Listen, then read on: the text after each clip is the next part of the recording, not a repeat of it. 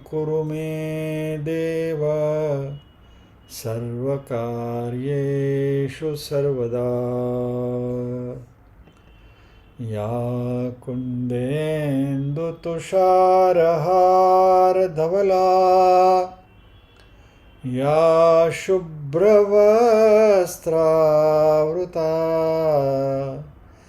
या वीणावरदण्डमण्डितकरा या श्वेतपद्मासना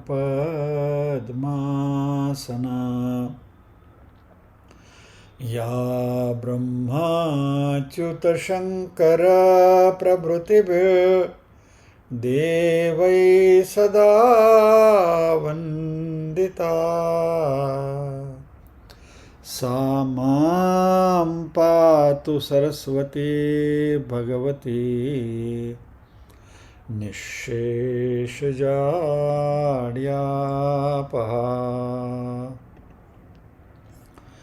वसुदेवसुतं देवं कंसचाणूरमर्दनं देवकी परमानन्दं कृष्णं वन्दे जगद्गुरुम्। ॐ सहना भवतु सहनौ भुनक्तु सह वीर्यं करवावहै तेजस्विनावधितमस्तु मा विद्विषावहै। ॐ शान्ति शान्ति शान्तिः। यत्र योगेश्वर कृष्णो यत्र पार्थो धनुर्धरः तत्र श्रीर्विजयो भूतिर्ध्रुवा नीतिर्मतिर्मम।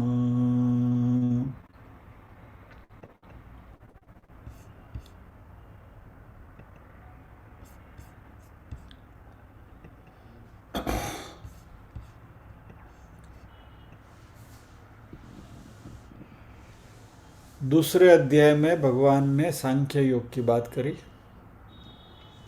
और तीसरे अध्याय में कर्म योग की बात करी। और ये दोनों योग जो हैं वो भगवान का कहना है कि मैंने तुमसे पहली बार नहीं कहा है। सृष्टि का जब सृजन हुआ तब से लेकर यह ज्ञान विश्व में प्रचलित है और वेदों के द्वारा कर्मकांड और ज्ञान कांड, वेदों का जो पूर्व भाग है, पूर्व मीमांसा जो है कर्मकांड है, उत्तर मीमांसा यानी कि उपनिषद का जो पोर्शन है वह ज्ञान कांड है। तो वह कर्मयोग और ज्ञान योग जो है वो तभी से प्रचलित है और समय के साथ साथ वो भी खरे उतरे हैं। It has stood the test of the time. यह कहते हुए भगवान करुणावश होकर यह चौथा अध्याय स्वयं शुरू करते हैं। यहाँ देखिए अर्जुन का सवाल से शुरुआत नहीं हुआ है अध्याय। तो भगवान ने कहा कि इमं विवस्वते योगम प्रोक्तवान हम अव्ययम विवस्वान मनवे प्राह मनुरिक्ष्वाक वे ब्रवीत। यानी कि ये सब मैं पहले कह चुका हूँ। किसको कहा मैंने? विवस्वान को कहा, यानी कि सूर्य से कहा, सूर्य ने मनु को कहा, मनु ने इक्ष्वाकु से कहा और इक्ष्वाकु ने और लोगों को कहा। और इस तरीके से ये जो ज्ञान है वह उसका प्रचार प्रसार होता गया। और यह वही वैदिक ज्ञान है जो वापस भगवान उसको रिवाइव कर रहे हैं। तो एवं परंपरा प्राप्तम इमं राजर्षयो हो विदु स काले नेह महता योगो नष्ट परंतुपा। ये योग जो है वो पृथ्वी के ऊपर लुप्त हो गया था, इसको फिर से रिवाइव किया जा रहा है। स एवायम मया तेद्य योग प्रोक्त पुरातन भक्तोसी में सखा चेती रहस्यम एतद उत्तमम। हे अर्जुन, ये योग जो पुराना है, जो मैंने तुमसे कहा है, वही उत्तम रहस्य है, क्योंकि तुम मेरे भक्त हो और मेरे सखा हो। यहाँ परमात्मा की अर्जुन के प्रति करुणा बरस रही है। तो भगवान ने आगे कहा कि मैंने सूर्य से ज्ञान दिया था, सूर्य को दिया था राधा, और फिर मनु को, इक्ष्वाकु को, वगैरह वगैरह वगैरह। अर्जुन के मन में प्रश्न आया कि भाई आप तो मेरे साथ पल्ले बड़े हुए हैं, हम तो साथ साथ बड़े बड़े हुए हैं, आपने सूर्य को जाके कैसे कह दिया, आप भी फेंक रहे हैं क्या? भगवान से कहता है। तो अर्जुन ने पूछ लिया भगवान को। और देखिए, if you try to connect it logically, Arjun की ये हिम्मत कैसे हुई? क्योंकि अगले श्लोक में भगवान ने कहा कि तू मेरा प्रिय है और तू मेरा भक्त है, इसलिए ज्ञान में रिवील कर रहा हूँ। तो अर्जुन ने बोला चलो अभी भगवान रिवील कर रही, खुल के बात कर रहे, तो चलो हम भी थोड़ी खुल के बात करते हैं। तो अर्जुन ने भगवान से पूछ लिया, अपरम भव तो जन्म परम जन्म विवश होता, आपका तो जन्म अभी अभी का है, अपरम, और परम माने बहुत पुराना, सूर्य तो बहुत पुराने हैं। तो कथम एतद विजानीयम त्वम आदौ प्रोक्तवान इति, तो ये मुझे कैसे पता चले कि तुमने आगे सूर्य से कहा था? How do I know that? क्या भगवान आप भी फेंक रहे हो? तो फिर भगवान ने शुरू किया कि बहुनी में व्यतीतानि जन्मानि तव चार्जुन तानियम वेद सर्वाणि नत्व वेद परंतप। क्या तुम्हारे और मेरे बहुत सारे जन्म हो चुके हैं, लेकिन भगवान के जो जन्म है वो बायोलॉजिकल बर्थ्स नहीं है। लेट अस अंडरस्टैंड दिस, अभी आगे आएगा वो बात।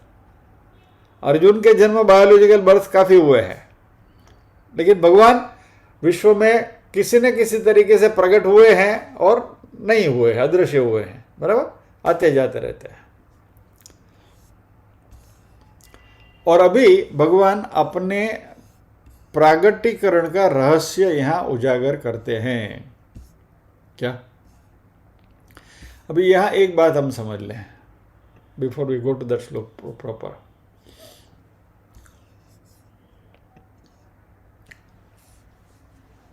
यहाँ अवतारवाद की बात भगवान करने जा रहे हैं। सबसे पहले तो व्यष्टि कर्म और समष्टि कर्म, इसको थोड़ा समझ लें। व्यष्टि कर्म यानी एट इंडिविजुअल लेवल हमारा जो कर्म है वो, और समष्टि कर्म यानी कि पूरे संसार का जो कर्म है वो। तो व्यष्टि कर्म की वजह से हमारा पुनर्जन्म होता है, और समष्टिकरण की वजह से परमात्मा का प्रागट्य होता है। आई will not use the word जन्म होता है, परमात्मा का प्रागट्य होता है, बराबर। अभी ये कैसे? व्यष्टिकरण तो हम समझ गए भाई, हमारा अपने जो कर्म है, तो हमारे कर्म के हिसाब से हमको जन्म मिलता है, और जो भी हमारी योग्यता है वो योग्यता के हिसाब से हम अलग अलग लेवल पे जन्म लेते रहते हैं, बराबर। दिस इज नॉन अंडरस्टूड कर्म की थियरी है। समष्टि कर्म क्या है? पूरे विश्व में जो भी हो रहा है, इसमें अच्छाइयाँ होती हैं, बुराइयाँ होती हैं, तो जो भी अच्छापन है या तो जो भी बुराइयाँ हो रही है, ये सब जो है वह समष्टि कर्म के रूप में संचित होता है, और उसके फलस्वरूप भगवान अवतार लेते हैं। और इसकी बात भगवान यहाँ कर रहे हैं कि अजोपि सन्नव्यात्मा, मैं अजन्मा हूँ, अविनाशी हूँ, क्या, लेकिन फिर भी मैं प्रकट होता हूँ। और कैसे? अपनी योग माया से। He doesn't take birth, he manifests. ये बात यहाँ समझना है। भगवान दिखाई देते हैं, भगवान जन्मते नहीं, भगवान प्रकट होते हैं, और भगवान फिर जब भी उनकी लीला पूरी हो गई तो अंतर्ध्यान हो जाते हैं। तो हम जो करते हैं वो कर्म, भगवान जो करते हैं वो लीला। कर्म और लीला में फर्क इतना ही है कि कर्म में अहंकार अहम भाव है, लीला में अहम भाव नहीं है। तो यदि हम भी अहंकार को छोड़कर कर्म करने लगे तो हमारी भी वो लीला ही हो जाएगी, क्योंकि अहम भाव को छोड़ दिया तो हम परमात्मा से एक ही हो गए। बिकॉज हमको परमात्मा से अलग रखता क्या है? हमारा अहंकार। ये देह में हूं, इसका अहंकार, बराबर। तो यह अहंकार जिस दिन छूट गया तभी आत्मा परमात्मा एक ही है। फिर हम भी जो करेंगे वो भी परमात्मा की तरह लीला ही हो जाएगी। लेकिन परमात्मा लीला करते हैं, कर्म नहीं करते। और इसलिए कहा कि मैं मेरी माया से प्रकट होता हूं, यानी he is visible through is maya. माया को बुलाते हैं, आह्वान करते हैं माया को। माया उनकी उन्हीं की है, लेकिन माया को आह्वान करते हैं कि अभी मुझे त्रेता में राम जी के स्वरूप में, द्वापर में कृष्ण के स्वरूप में, या तो जो भी विष्णु के अवतार हुए हैं वो अलग अलग अवतारों के रूप में मुझे इस पृथ्वी पर प्रकट होना है। I want to be visible to the people. और ये माया की वजह से होता है। हालांकि हमारा जो होता है वो पंच महाभूत की वजह से होता है। ये जो शरीर बनता है वो पंच महाभूत से बनता है, पंचीकरण से बनता है, जो तत्वबोध में हमने देखा था। लेकिन भगवान जो है वह दिखते हैं हमारे जैसे ही, लेकिन वह माया का ही स्वरूप है। अभी आपको शायद आपने न्यूज़ में देखा होगा, इंडिया गेट के ऊपर सुभाष चंद्र बोस की प्रतिमा जब भी लगाई थी तो पहले वो लेजर प्रतिमा लगाई गई थी, बराबर। वो सॉलिड प्रतिमा नहीं थी। फिर बाद में it was the solid idol was installed, right. तो ये जो लेजर प्रतिमा जो थी, that we can say is like परमात्मा का दिखना। दिखते बिल्कुल ऐसे ही है, लेकिन वो इस तरीके का है। So that is how he manifest. और उसका रीजन उन्होंने क्या बताया? यदा यदा हि धर्मस्य ग्लानिर्भवति भारत अभ्युत्थानमधर्मस्य तदात्मानं सृजाम्यहम् परित्राणाय साधूनां विनाशाय च दुष्कृतां धर्म संस्थापनार्थाय संभवामि युगे युगे। इस श्लोक को by way of its importance इसकी क्रोनोलॉजी उल्टी है। जो हमने समष्टि कर्म की जो बात करी, वो समष्टि कर्म एक पर्टिकुलर फॉर्म में जब एकत्रित हो जाता है तभी परमात्मा अवतार लेने को विवश हो जाते हैं, प्रकट होने को विवश हो जाते हैं। और ये विवशता क्या है? धर्म संस्थापनार्थाय संभवामि युगे युगे। धर्म की संस्थापना करने के लिए मैं मैनिफेस्ट होता हूं। और ये करने के लिए मैनिफेस्ट होने के बाद what is the primary motive? धर्म संस्थापना का मोटिव तो है ही, साथ साथ दूसरा मोटिव क्या है? परित्राणाय साधूनाम, यानी जो सत्कर्मी है, साधु पुरुषों का उद्धार के लिए। यानी कृष्ण का अवतार उन्होंने क्यों लिया? गोप गोपियों को वृंदावन में, व्रज में मुदिता देने के लिए, आनंद देने के लिए। क्योंकि ये सारे राम जन्मों में भगवान की सेवा नहीं कर सके तो सारे ऋषि मुनि इस तरीके से अवतार लेकर आए हैं भगवान के आने से पहले। तो इन सबको हर्षित करने के लिए, उन सब के आनंद के लिए भगवान ने कृष्ण का अवतार धारण किया। तो परित्राणाय साधुनाम। और फिर आ ही गए हैं तो थोड़े झाड़ू मार के जाते हैं सफाई करके। तो फिर ये असुर, वो असुर, बकासुर, सकटासुर, पूतना और एंड फाइनली कंस वगैरह वगैरह वगैरह, वो सबको पृथ्वी के ऊपर से, पृथ्वी का भार हल्का करते हुए, अपना कार्य करते हुए फिर स्वधाम चले गए। सो पॉइंट नंबर 1, परमात्मा का अवतार होता है, प्रागट्य होता है धर्म की स्थापना के लिए। धर्म की स्थापना करते वक्त वह साधु पुरुषों के लिए उनका उद्धार करते हैं, उनको मुदिता देते हैं, आज भी देते हैं। श्रीमद् भागवत का हम अध्ययन करेंगे तो आज भी कृष्ण लीला की जब भी बातें करते हैं, संगीत में सुनते हैं या तो नृत्य नाटिकाएं देखते हैं, श्रीमद् भागवत में जब भी सुनते हैं, कथाएं सुनते हैं, तो कृष्ण की कथा सुनकर हमें जो आनंद होता है वो आनंद सदियों तक मिलता रहे उनके भक्तों को, इसलिए अवतार लेते हैं। जस्ट इमेजिन, हमारी भारतीय संस्कृति में से कृष्ण को मिटा दो, कुछ नहीं बचेगा क्या? तो ये परित्राणाय साधु नाम है और विनाशाय च दुष्कृता है। तो अभ्युत्थानम अधर्म से, अधर्म का अभ्युत्थान करने के लिए, अधर्म को मिटाने के लिए, तदा आत्मानम सृजामि अहम, तब मैं प्रकट होता हूँ, लोगों के सम्मुख प्रकट होता हूँ। और धर्म की जब हानि होती है तब मैं आता हूँ। यानी कि अवतारवाद का पूरा रहस्य उन्होंने बताया। और मेरे इस जन्म और इस कर्म, यानी इस प्रागटीकरण और प्रकट होने के बाद जो मैं कर्म करता हूँ इस पृथ्वी के ऊपर, वह दिव्य है। और उसको जो तत्व से जानते हैं वह त्यक्त्वा देहम पुनर्जन्म नैति मामेति सोर्जुन, वह जब ये शरीर छोड़ेंगे तो उनको पुनर्जन्म नहीं मिलेगा, सीधा मुझे प्राप्त करेंगे। तो अवतारवाद को हमें अच्छी तरह से समझ के आगे बढ़ना है।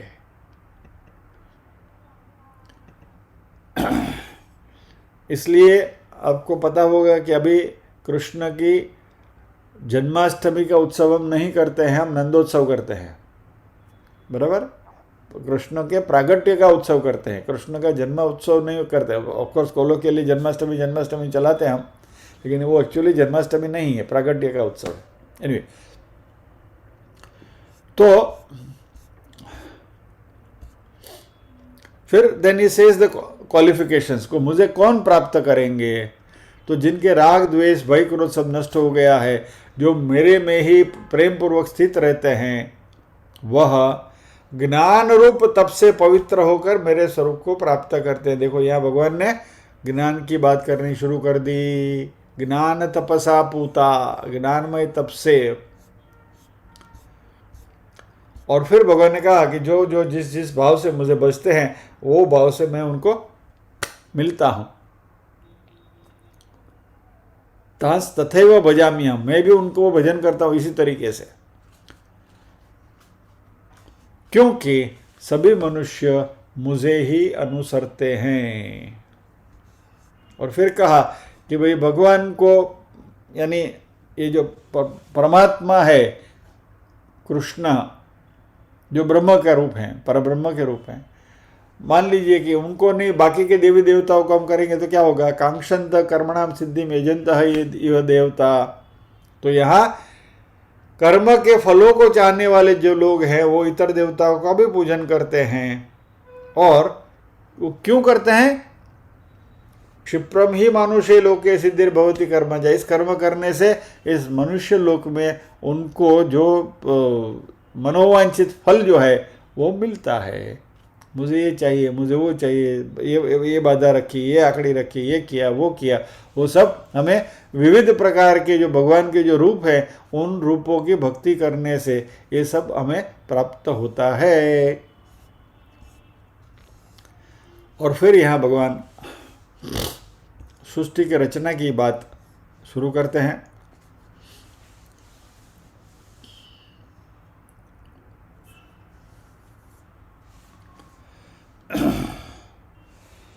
अवतारवाद में एक बात और भी हमें याद रखनी है कि क्योंकि माया परमात्मा की स्वयं रची हुई है, इसलिए भगवान की सर्वव्यापकता, सर्वशक्तिमत्ता, सर्वज्ञता वो छुपी नहीं रहती है, वो उनके साथ ही प्रकट होती है, दिखाई देती है। और इसलिए कृष्ण के जो अवतार में जो हम देखते हैं, बाल कृष्ण ने पर्वत उठा लिया, गोवर्धन उठा लिया, 10 साल की उम्र नहीं थी, ये कैसा हो सकता है? ये जो लॉजिक की हम बात करते हैं ना, तो इसका ये उत्तर है कि माया की वजह से प्रकट होते हैं, लेकिन माया उनसे प्रकट हुई है, उनके अनुसरणी है, और भगवान को माया अनुसरती है। इसलिए भगवान के जो 3 जो मुख्य रूप जो है परमात्मा के, सर्वज्ञता, बराबर, ओमनीसियंट, ओमनीपोटेंसी एंड ओमनी प्रेजेंस, ये तीनों छुपे नहीं रहते।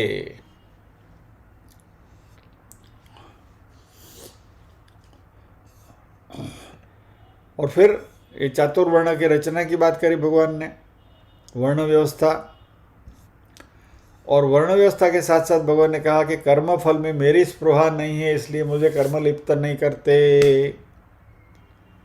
और यही बात हमें भी जाननी है, तो हम भी कर्म से नहीं बंधेंगे। कर्म में हमारी कोई स्पृहा नहीं होनी चाहिए, कि फल की अपेक्षा नहीं होनी चाहिए। जो आगे भगवान ने हमने सिखाया था उसी को आगे लेकर बढ़ना है।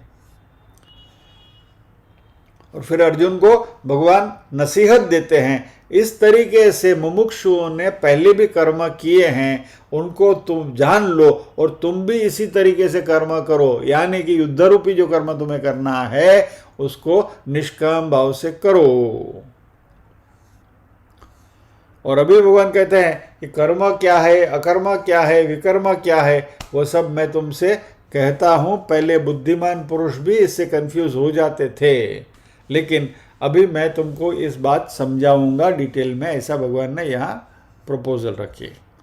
तो कर्म, अकर्म, विकर्म तीनों को जानना चाहिए, क्योंकि कर्म की गति जो है वो न्यारी है, गहन है। 18वां श्लोक थोड़ा कंफ्यूजिंग है, बट फिर भी इट इज अ गुड श्लोक। कर्मणि अकर्मः यः पश्येत् अकर्मणि च कर्म यः सह बुद्धिमान मनुष्येषु सह युक्त कृष्ण कर्म कृत। जो कर्म में अकर्म को देखता है और जो अकर्म में कर्म को देखता है वही मनुष्यों में बुद्धिमान है। ये क्या हुआ? कर्म में अकर्म को देखो, अकर्म में कर्म को देखो। कर्म में अकर्म को देखना यानी कि निष्काम कर्म करना। तो जो भी आप कर्म करते हैं, whatever activities you are doing, it is akarma, क्योंकि आपका स्व उसके साथ जुड़ा हुआ नहीं है और इसलिए वो अकर्म हो गया, बंधन करता कर्म नहीं है। तो कर्म कितने भी आप बिजी हैं, कितने भी इन्वॉल्व हैं समाज में, फिर भी निष्प्रूह भाव से कर्म करते हैं तो सारा कर्म जो है वो अकर्म हो गया। और पश्येद अकर्मणि च कर्म यह। अभी कोई कोई संत ऐसे होते हैं कि जो मात्र गुफा में बैठे रहते हैं, साधना करते हैं, कुछ नहीं करते दिखाई देता। मुझे लगता है कि ये तो पृथ्वी के ऊपर बाहर है, rather is a parasite to the world. ऐसा नहीं है। उनका जो तपोबल है, उनका जो ज्ञान है, उसकी वजह से सृष्टि का कल्याण वो बैठे बैठे करते हैं। और उस अकर्म में भी कर्म को जो देखता है इस तरीके से, वह मनुष्यों में बुद्धिमान है और वह समस्त कर्मों के कर्म करने वाला है।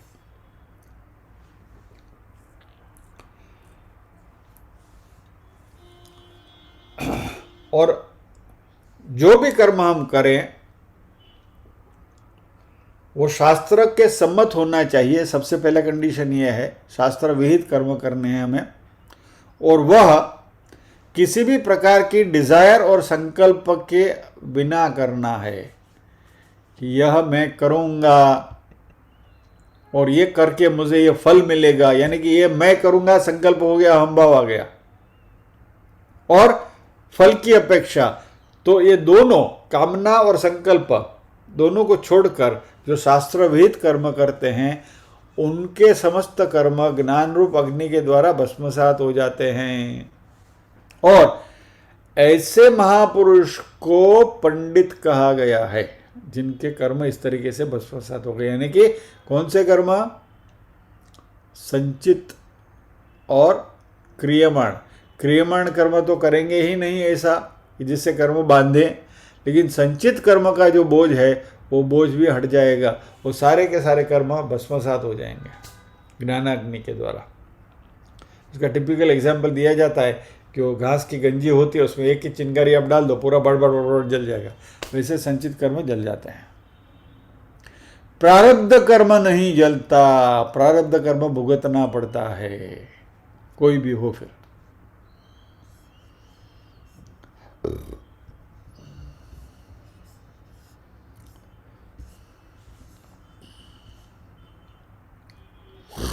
और जो परमात्मा में हमेशा मस्त है, नित्य तृप्त रहता है, वो कर्म करते हुए भी वास्तव में कुछ भी नहीं करता, क्योंकि वो सीधे परमात्मा से जुड़े हुए रहते हैं।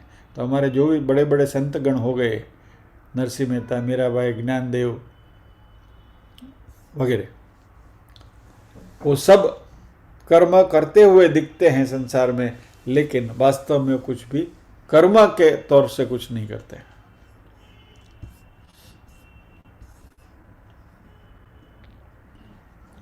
और इसका नोह भगवान यहाँ बता रहे हैं कि ये कोई भी कर्म नहीं करना यानी क्या, how do we do that. और मन में प्रश्न हो सकता है कि भाई ये संत लोगों ने ये सब किया, तो संत लोगों ने कैसे किया होगा ये। तो उसका जवाब यहाँ है कि निराशि ही यतचित्तात्मा त्यक्त सर्व परिग्रह शारीरम केवलम कर्म कुर्वन् आपनोति किल्बिषम्, कुर्वन् न आपनोति किल्बिषम्। यानी जिसने अंतःकरण के ऊपर विजय प्राप्त किया है, शरीर के ऊपर विजय प्राप्त किया है, सभी त्यक्त सर्व परिग्रह, परिग्रह यानी भोग भुगतने की जो भी संसार में जो सामग्री पड़ी है, उसका जिसने त्याग कर दिया है, ऐसा जिसको कोई आशा नहीं है, अपेक्षा नहीं है, कुछ एक्सपेक्टेशन नहीं है, वैसा व्यक्ति मात्र शरीर से कर्म करता है, फिर भी उसको कोई पाप छूता नहीं है।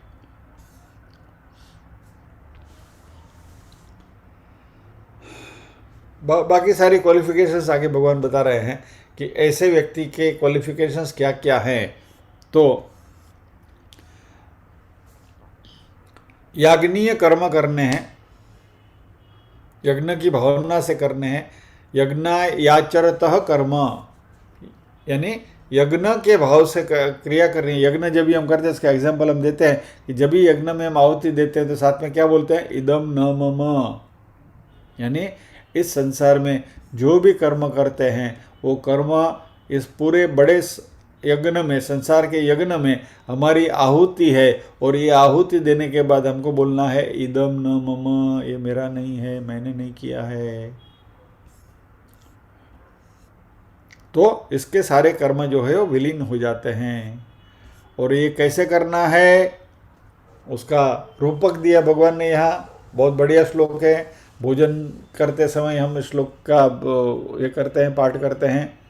ब्रह्मार्पणम ब्रह्म हविर ब्रह्माग्नौ ब्रह्मणाहुतम ब्रह्मैव तेन गंतव्यम ब्रह्म कर्म समाधिना। यज्ञ स्वयं ब्रह्म है, उसमें आहुति देने वाले भी ब्रह्म है, इसमें जो आहुति दी जा रही है वो भी ब्रह्म है, अग्नि जो है वो भी ब्रह्म है, यानी कि ब्रह्मरूप अग्नि में ही आहुति दी जा रही है। ये that entire act of performing yajna is also ब्रह्म। और इस तरीके से जो पूरे सृष्टि के संचालन को जो जानता है कि पूरा ब्रह्म का ही खेल है, यही बात नरसिंह मेहता ने गुजराती में कही है, ब्रह्म लटका करे ब्रह्म पासे, it is the same thing. तो ये सब कुछ ब्रह्म है, और सभी में जो ब्रह्म को देखता है तो उसका जानने का फल भी ब्रह्म है, यानी कि eventually we will reach the stage of अहम ब्रह्मास्मि। इस सृष्टि में जो भी कुछ हो रहा है वो ब्रह्म, उसमें हम ब्रह्म ही देखना शुरू कर दें तो करते करते करते हम स्वयं ब्रह्म हो जाएंगे।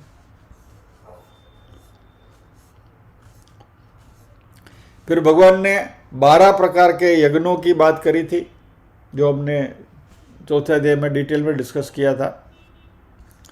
श्रोत्र वगैरह संयमाग्नि में, शब्दादि वगैरह इंद्रिय अग्नि में उसका आहुति देते हैं। ये सारी बातें हमने देख ली थी क्या। फाइनली आत्मसंयम योगाग्नो जुह्वति ज्ञान दीपिके, आत्मसंयम योग रूप अग्नि में समस्त क्रियाओं को उसकी आहुति दी जाती है। और इसलिए भगवान ने 28वें श्लोक में ज्ञान की श्रेष्ठता बताई। द्रव्य यज्ञ, तप यज्ञ, योग यज्ञ और भी यज्ञ जो है वो स्वाध्याय यज्ञ, उसमें यत्नशील पुरुष जो है वो स्वाध्याय रूप ज्ञान यज्ञ करते हैं इस तरीके के। और ये भी कैसे करते हैं उसकी भी विधि बताई। अपाने जुहवति प्राणम प्राण, इसकी पूरी डिटेल हमने चर्चा करी है, so I will not get into that. वो पूरी प्रोसीजर में अभी हमें दोबारा जाना नहीं है।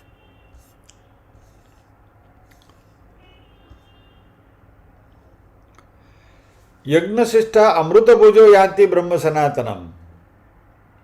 ये यज्ञ करने के बाद हमें जो उसका उच्छिष्ट मिलता है, यानी उच्छिष्ट यानी ये यज्ञ करने के बाद जो हमारी अनुभूति होती है निष्काम कर्म योग करने की, उससे जो आनंद मिलता है वो अमृत जैसा है। क्या?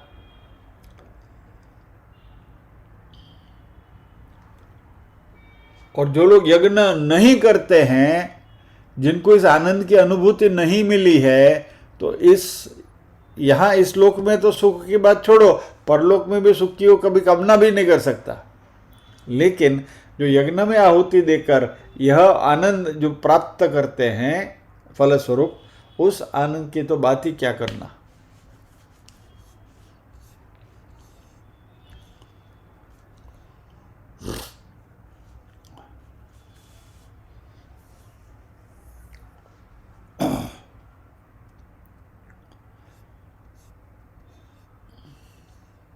फिर बाद में इसी यज्ञों की बात कर रहे हैं कि भगवान द्रव्यमय यज्ञ से ज्ञान यज्ञ श्रेष्ठ है उसको परिपादित करते हैं। क्योंकि द्रव्यमय यज्ञ में हमारी कैपेसिटी हो न हो, द्रव्य मिला नहीं मिला, यज्ञ कर पाए नहीं कर पाए, ज्ञान यज्ञ में कोई झंझट नहीं, बैठना है और बस ज्ञान की आराधना करना है। बराबर? श्रवण मनन निधि ध्यासन, ये करने में हमें न तो कोई पैसे की ज़रूरत है, न तो कोई साधन की ज़रूरत है, न तो कोई सामग्री की ज़रूरत है, किसी की ज़रूरत नहीं, सिर्फ हमें ही अपने आप को उसमें जुटाना है। इसलिए सर्व कर्म अखिलम पार्थ ज्ञाने परिसमाप्यते, सभी संपूर्ण कर्म जो है वो ज्ञान में जाकर समाप्त हो जाते हैं। तो नेचुरली अर्जुन के मन में प्रश्न आएगा कि हे प्रभु, ये ज्ञान की आप जो बात कर रहे हैं ज्ञान यज्ञ की, तो फिर ये ज्ञान हमें मिले कैसे, कहाँ से मिलेगा, ये ज्ञान कौन सी चिड़िया का नाम है। तो ये बहुत इम्पोर्टेंट श्लोक भगवान कहते हैं, याद करने जैसा श्लोक है 4/34। तद्विद्धि प्रणिपाते न परिप्रश्नेन सेवया उपदेक्ष्यन्ति ते ज्ञानम ज्ञानिनस्तत्वदर्शिनः। तत्वदर्शी ज्ञानियों के पास तुम जाओगे, उनको दंडवत प्रणाम करो, उनको मन में जो भी डिफ़िकल्टीज है उसके प्रश्न पूछो, उनकी सेवा करो, तो ये तत्वदर्शी जो ज्ञानी लोग हैं वह तुम्हें इस ज्ञान का उपदेश करेंगे। देखिए, भगवान अर्जुन से पहले भगवान ने कहा कि मैं तुमको इसके बारे में बताता हूँ। बराबर? दिस इज भगवान की ह्यूमिलिटी है यहाँ। स्टार्टेड विद दैट, वेदों का सृजन मैंने किया है, यानी ज्ञान की शुरुआत उनसे ही हुई है, वही ज्ञान की गंगोत्री है। फिर भी अर्जुन से कहते हैं कि तुम ऐसे तत्वदर्शी लोगों के पास जाओ, वो तुम्हें ज्ञान प्रदान करेंगे। This is his humility. ये परमात्मा की बड़ी करुणता है।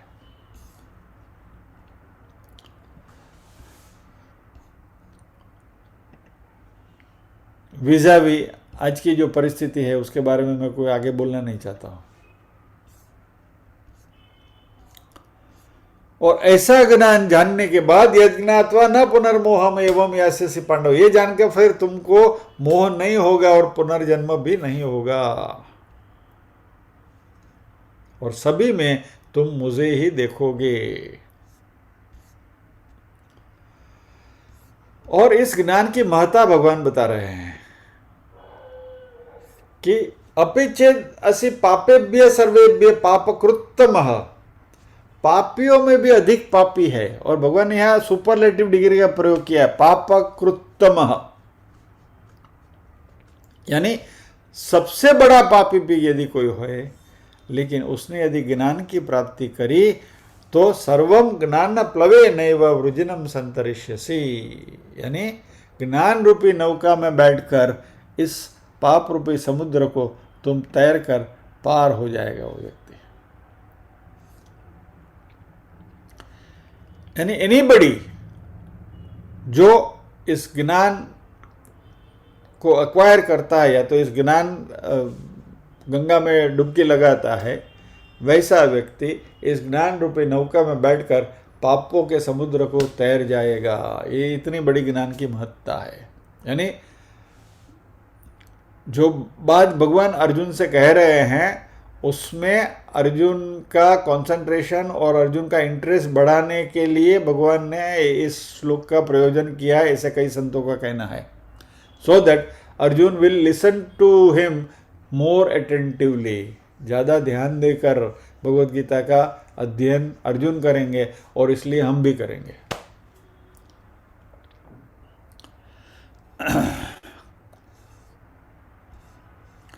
तो ज्ञान कैसा है? यथेदांसी समिद्धोग्निर्भस्मसात् कुरुते अर्जुन ज्ञानाग्नि सर्वकर्माणि भस्मसात् कुरुते तथा। अग्नि में डाले हुए समिध को जैसे यज्ञ का अग्नि भस्मसात करता है, वैसा ज्ञानाग्नि सभी कर्मों को भस्मसात कर देता है। हमारे कर्म को फिर बचते ही नहीं। There is no remnant. यहां भी हमारे संतों ने बहुत बड़ी बात करी है कि यज्ञ का अग्नि जो है वो समिध यानी कि जो डाला गया है अंदर, लकड़े जो डाले गए हैं उनको जला के खाक तो कर देगा, लेकिन फिर भी कुछ बचता है इन द फॉर्म ऑफ ऐश, राख। बराबर? अपने लकड़े भी जलाए तो यज्ञ कुंड में फिर कुछ तो शेष बचता है ना, राख बचती है। ज्ञानाग्नि सर्वकर्माणि, कुछ बचता नहीं है, कोई कर्म बचता नहीं है, संपूर्ण कर्म भस्मसात हो जाता है ज्ञानाग्नि से। That is the difference between यज्ञाग्नि एंड ज्ञानाग्नि।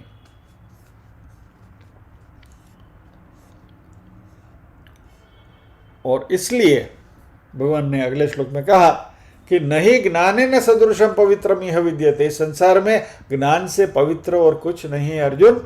तत् स्वयं योग संसिद्ध कालेन आत्मनि विन्दति। और जिसकी अंतःकरण की शुद्धि हो रही है, ऐसा व्यक्ति इस ज्ञान को अपने आप ही प्राप्त करेगा।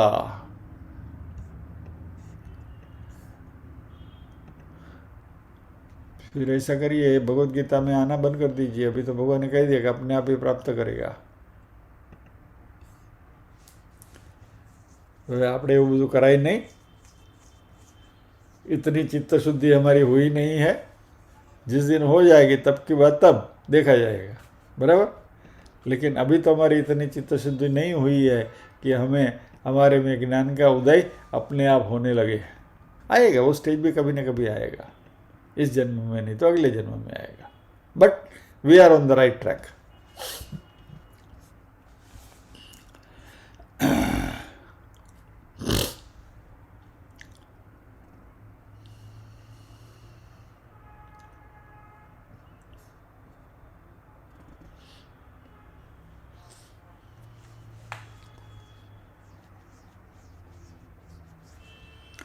यहाँ एक बात समझने जैसी ये है कि बाकी की जो सारी साधनाएं हैं वह उससे हम पुण्य अर्जित करेंगे, और पुण्य जो है वो भी सोने का पिंजड़ा है, स्वर्ण की जंजीर है क्या। और ये जो सारी साधनाएं जो हैं वह हमारे अज्ञान को संपूर्णतया नहीं मिटा सकती, और इसकी वजह से हमें ये बंधन बार बार नड़ते हैं।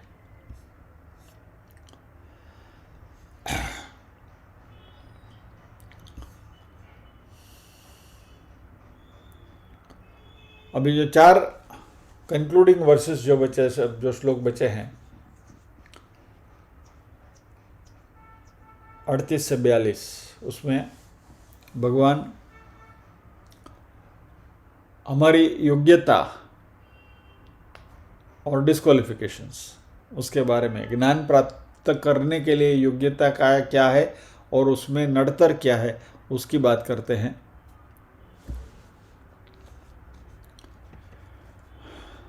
तो 38वें श्लोक में भगवान ने ज्ञान की सुप्रीमसी एस्टैब्लिश कर दी कि न ही ज्ञाने न सदृशम पवित्रम इह विद्यते, ज्ञान के जैसे संसार में पवित्र कुछ नहीं है।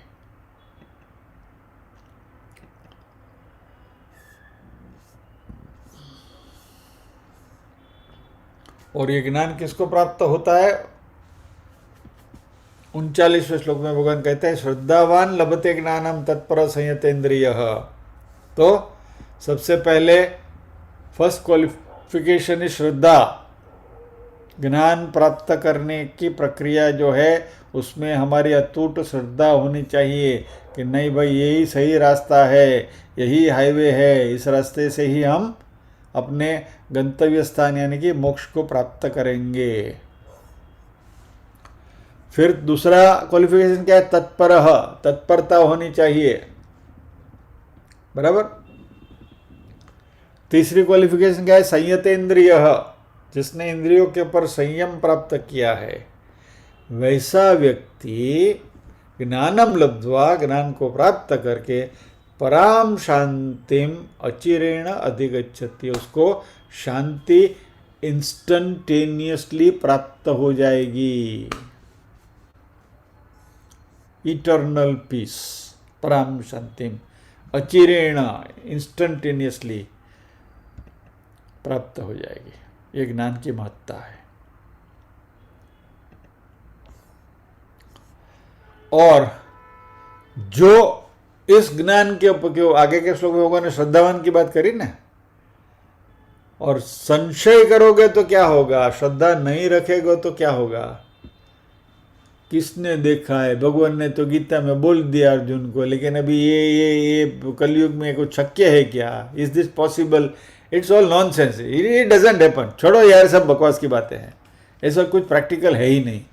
ऐसी जो बातें करते हैं, जो अपने आप को ज़्यादा ही स्मार्ट समझते हैं, वैसे लोगों के लिए भगवान ने कहा कि अज्ञनश्च अश्रद्धानश्च संशयात्मा विनिश्यति। अज्ञ और अश्रद्धा वाले लोग जो हैं, अज्ञ यानी कि अज्ञानी या तो विवेकहीन लोग, और श्रद्धा रहित लोग जो हैं, और जो संशय वाले जो हैं, वह उनका विनाश ही है। और न अयम लोको अस्ति न परो न सुखम संशय आत्मन, ऐसे जो संशय वाले लोग हैं, इसका इस जगत में भी सुख नहीं है और परलोक में भी सुख नहीं है, आलोक में भी नहीं, परलोक में भी नहीं।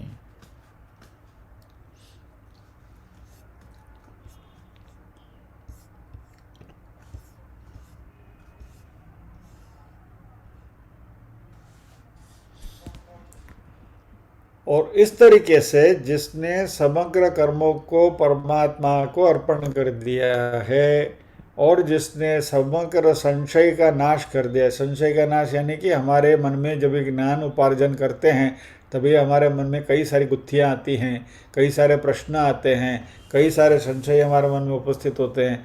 इन सारे संशयों का समाधान जिसने प्राप्त कर लिया है अपने विवेक के द्वारा, और 34वें श्लोक में भगवान ने जो विधि बताई थी उस विधि का प्रयोग के द्वारा, तद्विधि प्रणिपातेन परिप्रश्नेन सेवया के द्वारा, जिसने अपने सारे संशय को जो मुक्त हो गया है, वैसे अपने आप को जिसने वश में किया, आत्मवंतम यानी कि आत्मा के साथ जिसने अपना संबंध जोड़ लिया है, वैसे शुद्ध अंतकरण वाले को कर्म कभी नहीं बांधते, यानी कि मोक्ष हो गया, सद्यो मुक्ति। तो गीता में मुक्ति के अलग अलग रास्ते बताते हैं भगवान, और 8वें अध्याय में जो भी हम चर्चा कर रहे हैं शनिवार को, उसमें क्या है, ब्रह्मलोक तक जाने की विधि बताई जा रही है। और ब्रह्मलोक में जाओगे फिर ब्रह्मा जी हमें ज्ञान देंगे और फिर उस ज्ञान की वजह से मुक्ति मिलेगी। इवेंचुअली एक बात समझ ले, मुक्ति ज्ञान प्राप्ति से ही मिलती है, तो फिर ब्रह्मलोक में जाके मुक्ति प्राप्त करो, या तो चौथे अध्याय में भगवान बताते हैं उस रीति से मुक्ति प्राप्त करो। अल्टीमेटली ज्ञान प्राप्त करना इज द ओनली सॉल्यूशन मोक्ष के लिए।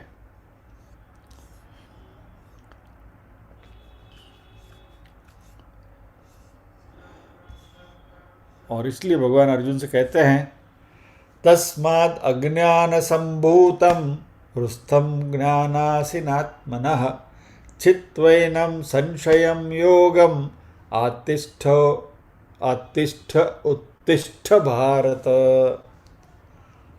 तस्मात् अज्ञान संभूतम हृस्थम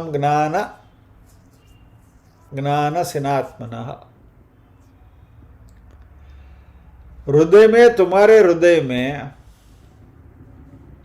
जो भी संशय निर्माण हुए हैं, जो भी अज्ञान निर्माण हुआ है, जो भी डाउट्स है तुम्हारे मन में, युद्ध का मैदान में से पलायन होकर संन्यास लेने की वगैरह जो बातें अर्जुन कर रहे हैं, तो ये जो उल्टी सीधी टेढ़ी मेढ़ी बातें जिस वजह से करते हैं, इन सभी संशयों को हे अर्जुन तुम विवेक रूपी या तो विवेक ज्ञान रूपी तलवार से उसको छेदन करो। चित्वैनम संशयम ज्ञान सिनात्मनः।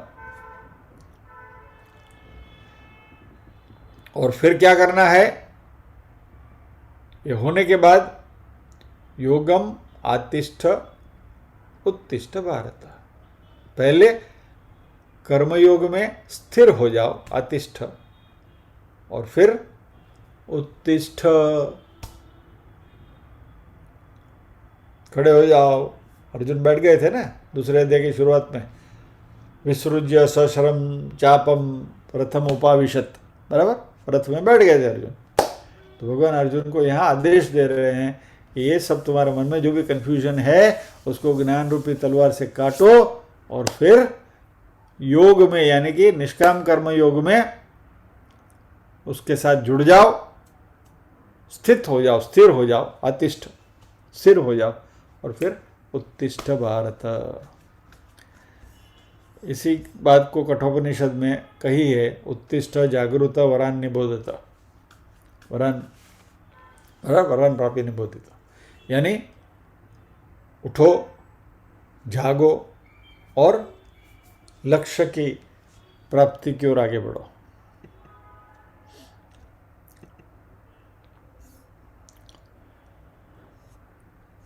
So with this, ओम तत्सदिति श्रीमद्भगवद्गीतासु उपनिषत्सु ब्रह्म विद्यायां योगशास्त्रे श्रीकृष्णार्जुन संवादे ज्ञानकर्म संन्यास योगो नाम चतुर्थोऽध्यायः। श्रीकृष्णार्पणमस्तु। द टेक होम पॉइंट्स इस अध्याय में पहले 8 श्लोक में गीता की स्तुति करी, गीता में जो ज्ञान है उसकी स्तुति भगवान ने करी।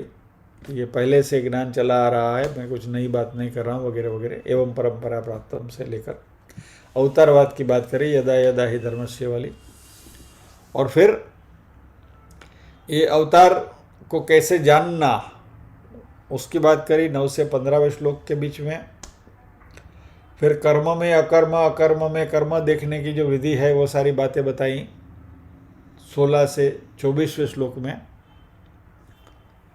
और ज्ञान की महिमा गाई भगवान ने 25 से 34वें श्लोक में, जिसमें 34वें श्लोक में ज्ञान प्राप्त करने की विधि बताई।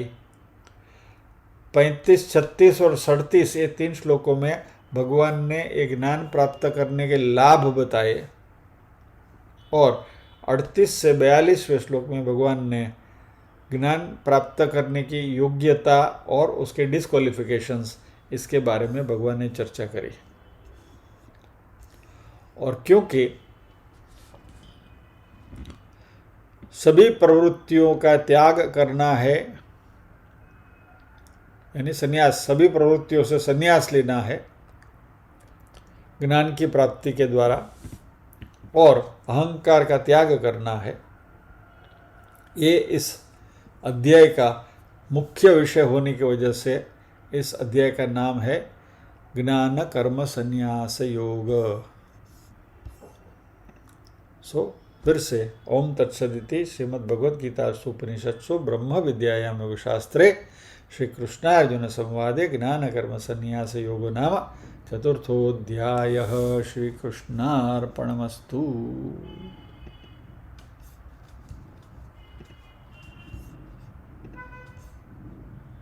प्रार्थना करेंगे। ओम असतो मा सद्गमय तमसो मा ज्योतिर्गमय मृत्योर्मा अमृतंगमय। सर्वेषां स्वस्तिर्भवतु सर्वेषां शान्तिर्भवतु सर्वेषां मङ्गलं भवतु सर्वेषां पूर्णं भवतु। लोकाः समस्ताः सुखिनो भवन्तु लोकाः समस्ताः सुखिनो भवन्तु। नाहं कर्ता हरिः कर्ता हरिः कर्ता हि केवलम्। ओम शांति शांति शांति। सभी के हृदय कल में विराजमान परम कृपालु परमात्मा को वंदन करते हुए आज के सत्र को विराम देते हैं। अगले गुरुवार फिर मिलेंगे अगले अध्याय के साथ।